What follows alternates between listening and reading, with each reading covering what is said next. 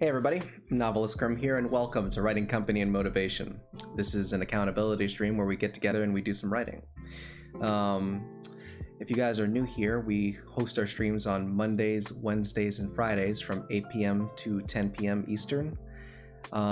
Essentially what the format is that we do a little bit of journal entry at the beginning, kind of like documenting any positive thoughts or any type of adventures or cool things that I'm going through in terms of life. But I like to try to keep it into a writing focus. So any writing discussion, challenges, or maybe advice that I can come up with off the top of my head, I kind of like write it down. And you can get that stuff on our Discord by hitting !Discord in chat. And you can check our archive of a bunch of journal entries that we've done so far. We do one every stream, and it's kind of fun. I recommend it. You can also check out our stream archive too if you'd like. We usually archive any of the stream highlights, any information or good wisdom that we can collect during these streams. We put them on YouTube, and you can certainly get them there. So yeah, feel free. Let's see here. Let's move on to the discussion. So essentially, if you guys want the actual journal entry, you can certainly get it on Discord, as I mentioned before. But let's talk about it a little bit. So today I'm kind of like walking into stream with a little bit of an empty head, so I'm going to let myself kind of stream of consciousness conjure some topics to talk about. Memorial Day was actually pretty good. The Memorial Day weekend specifically. We went over to the Renaissance Fair, and that was pretty great. I was able to kind of like hang out with a lot of interesting people, and I think that was a very healing process for me. Being able to kind of talk excitedly to a bunch of, I guess, nerds. A lot of people who have like, you know, the spark of energy in their eyes, intelligence, and, you know, something that they're really excited about, something that they want to share. One of my favorite things to do when I go to a Renaissance fair is I take a, you know, long walk, and I see what kind of opportunities are laid out before me. I go to one of the beer tents and I grab a long, deep drink of whatever I can find that's pretty good. And I let myself get loose, you know? And I walk among the stalls, and I kind of like go up to each person. You know, anybody who I find interesting, and I just talk, you know, compliment them on their the wares that they've, you know, provided, and ask them, like, you know what they do. Did they create it? And get to know the person. And you find that like a lot of people love to talk about themselves. And they also have like probably some of the most fascinating stories. I think that's one of the best things that attracts me to a festival or any type of like outdoor event. Having the opportunity to talk to other people allows me to collect stories in a way. Be able to walk up and, you know, see like what kind of things like really turn people on. I met this one girl who had an obsession with making these little mushroom people. They were like ceramic mushroom folk, and they have like these big red capped heads, and they were adorable, you know. And you know, I asked her, I was like, what are these? And she's like, they are fun guys, and I love them. They're little mushroom people. And then she like kind of leaned in conspiratorially, and she says, every time I make another one, their butts get bigger. And lo and behold, when I looked at the little mushroom folk, they did have quite the big posterior. It was cute, adorable. I loved it. There's a bunch of interesting folk that seem to have like a fascinating way they came about working at the Renaissance Fair too. Everybody has a story, it seems, on how they ended up there. And I think one of the things that I appreciate about it is that it seems like an expression of freedom. They managed to work hard for a certain part of the year and then use that money to survive for quite a period of time. And to be their own boss, to have that own freedom, is very attractive. It's something that I want to do, to figure out like how I could do that, you know? It's beautiful. The some of the people that I talked to, they told me stories like, well, I was working at this like, humanitarian effort, and I got really stressed out because like, there's so many people with like destroyed lives, and I couldn't take it. It was like, too stressful. And I get it. Eventually, he called up one of his buddies. I think he wanted to ask his daughter wanted to go get tickets to like some kind of special place, and one of his friends in high school was like that rich guy, and he out of the blue called the rich guy, and he says like, hey, I'm sorry to call you out of the blue, but my daughter really wants to go to this like, event, this concert tickets. I was wondering if you guys had. And he's like, oh yeah, sure. It's like, hey, I missed you, man. Why don't you like, have dinner with me? We can talk, right? And so he does. He goes and like hangs out with this like rich guy, and it comes to the topic of him lamenting over his like current job situation. And the guy was like, well, you sound miserable, and I need someone to work in this leather shop for me. Like I have this leather business, and we make leather armor, and that's what we do, and I really would like somebody to run the shop for me. And the guy's like, well, I mean, can you pay competitive wages like compared to like what I'm doing? He says, yeah, I can. And he let go of his entire career to go make leather armor for this guy. That's so cool. And the book's checked out, the guy's legit, and he's been working on leather ever since, becoming a leather worker. Isn't that cool? Like it really is wonderful to see like what kind of story people have, like where you could end up in life. I find it inspiring because it means that like not everything that you do, not everywhere that you go has to be like starts with you and then ends with you like going in like an upward direction.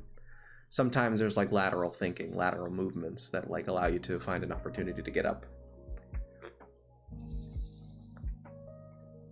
which is like super comforting. I love that idea.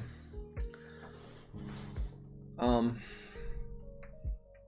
to think of like what else was interesting. Oh yeah, I went to the Renaissance festival by myself.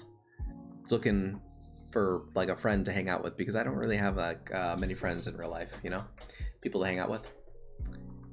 And I got some food, like a couple of tacos or whatever, and I sat down at this food tent, and I was kind of like looking around for like a place to sit. Came across this one guy who kind of offered. He was like, hey, would you like to sit down? I was like, I would love to, thank you. Sat down with him, and we started talking, having a wonderful conversation. And funnily enough, like I asked him, so like, where are you from? And he's like, oh, I'm from this town. And I'm like, no shit, I'm from that town too. That's awesome. And we became friends and, exchanged discords. And for the rest of the time, I was basically walking around the Renaissance Fair with a friend. And I loved the fact that kind of like ended up like that. It was a perfect day. I was able to like really connect with humans, being able to like be a part of society, walk around, talk, enjoy, and then make a friend along the way. It was a good time, and I'm kind of very thankful for that. So aside from that,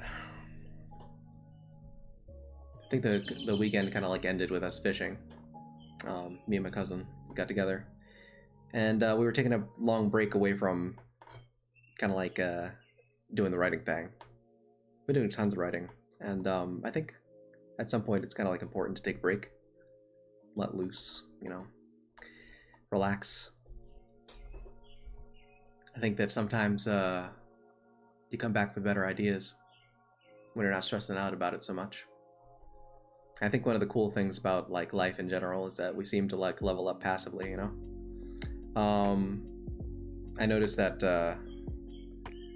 like say for example art skills, like I haven't really done art in a long time, but I still have the touch, I can still do it. And sometimes you get better at art without even realizing, like, hey, I didn't even practice worth crap, and now I'm, just got better. It's kind of cool. It's like a scaling system, I guess. Just a random level ups of random things. But with writing, I think it is important to take a rest every so often. That way you can like come back fresh. I've also heard it said that it's most important that when you're done with the first draft, that's when a rest is like almost critical. Because it's like after you're done with all the work, after you're done with like creating a story, you want to come back with like fresh reader's eyes. You don't want to get too close to the work. So that's something to consider when you guys are like later on in your story writing process. Aside from that, let's talk more about the writing portion of our discussion. So in terms of writing, I found myself going back in time quite a bit. Like, I'm still working on chapter 10, which is going pretty good. I had a solid fight scene that I really enjoyed. I think that that's coming along quite well. I was a little disappointed that it ended a little shorter than I'd like. I was a little disappointed that the characters weren't as harmed as they could have been. Like it felt like they got off easy. I mean, it was a tough fight, but it felt like they still got off easy. So I was like, there's something I got to do here. So trying to come up with like different ways of like keeping the pressure, keeping things interesting is like really challenging. I guess one of the things that I learned in terms of stories, that's like sometimes when a villain is defeated, it doesn't really mean that they're officially defeated. I think like you can certainly use that as like a jumping off point. Say for example, in this scene, the main character is like, or at least the main team is kind of like fighting against this like evil wizard, and eventually they survive and kill him, which felt easy. But apparently, then like it goes on to show that like, actually no, that was just a fraction of his power. That was like a copy of himself. I was like, oh shit. So like, before the character like passes away, he kind of just says, oh, don't worry, I'll be back. Like a little promise. And that kind of like sets things up for the, the characters to kind of like, use like a jumping off point. It kind of feels like I could use that as like a ticking time bomb per se. Because like I noticed that when I was writing the story in the rough draft, after defeating this character, the story goes from high pace to lull way too quickly and way too deeply. It felt like it was way too there wasn't any pressure to like escape, and I felt like I needed that. So having like a ticking time bomb where there's a threat that something else could pop up at any minute now that like this guy's gone, I feel like that like added new life to the scene. I'm still working on it, but we'll kind of see like how that pans out when we get there. Let's see. Aside from that, let me see what kind of stuff we wrote about, if anything.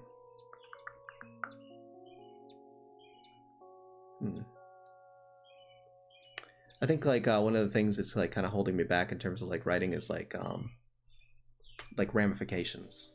I think about ramifications all the time. I don't know if that's something that you guys do.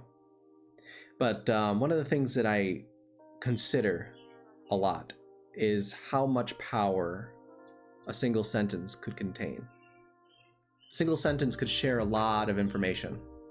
It could share something, it has implications. It shares things about the world. It shares things about like the characters, your magic systems, anything really. I like to try to put as much power into words as possible. That's why I pick my words very carefully when I'm going through the novel. And it's frustrating because it's like a lot of the things that I do, it seems cool at the time, but sometimes you have to take a step back and think about the long-term ramifications of what this could mean, And that's I think that's hard. That's something that's kind of like difficult for young writers to do. I feel like that's something that's difficult for new writers in general. To like think about the far-reaching consequences of like what one thing could be, especially in the sense that like every action that you take could potentially ruin continuity. because now that it exists in canon, that means that you should follow that rule unless you break it. And if you break it, you better have a good reason, because it's going to be like coming back to haunt you in terms of like, well, why didn't they do this? Or why wouldn't they do that? You know? When you can think that way, that's the thing that tortures me. The why, what if, you know? If I'm asking those questions, you're pretty much certain that the reader will ask those questions as well. Which is like why it's such a pain in the butt. Let's see. Continuity is like a really tricky thing. It is very difficult to master, and I feel like that's something that you typically get better at as you get older. Because when you get older, you start to think more and more about what your actions mean as an adult. You start to think about like what, you know, what simple little things could mean in terms of like implications. I think it's also like a trait of empathy, perhaps.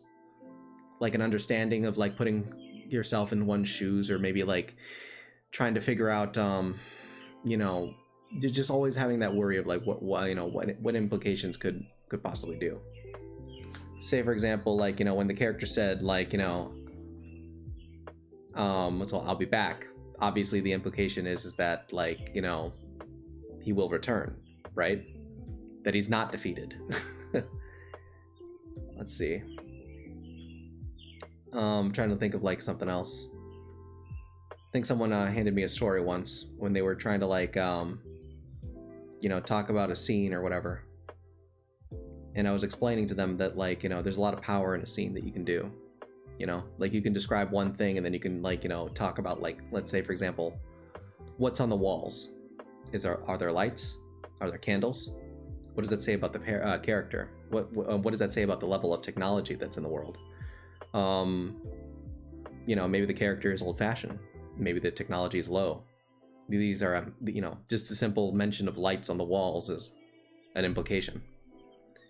How does the character like eat an apple? Are they messy? Are they wasteful?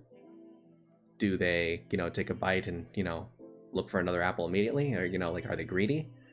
Or do they eat every last bit as if like, you know, it was the last meal on their world, you know, in the whole world? All these are implications. What is that telling you? What is that telling the reader? There's a story there. These are the type of things you should think about. What does your words mean? What are they implying? Hopefully that's helpful. All right, guys.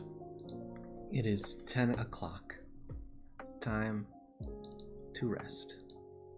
So, thank you guys so much for coming out. Appreciate the love and support. If you guys are new here, again, my name is NovelistCrim. This was Writing Company and Motivation, an accountability stream where we get together, we do some writing. We host this stream on Mondays, Wednesdays, and Fridays from 8 p.m. to 10 p.m. Eastern. So look forward to seeing some more of that. Aside from that, we post our journal entries and any stream highlights on Discord and also YouTube. So you should check that out. By hitting !Discord, you can get a message in the chat, and that'll take you to a link where you could end up in the channel. Aside from that, guys, yeah, thank you so much. We had some pretty good topics that we touched on, and I think that it's gonna be an interesting highlight when we get it done. Anywho, take it easy, Sparks, and as always, stay passionate.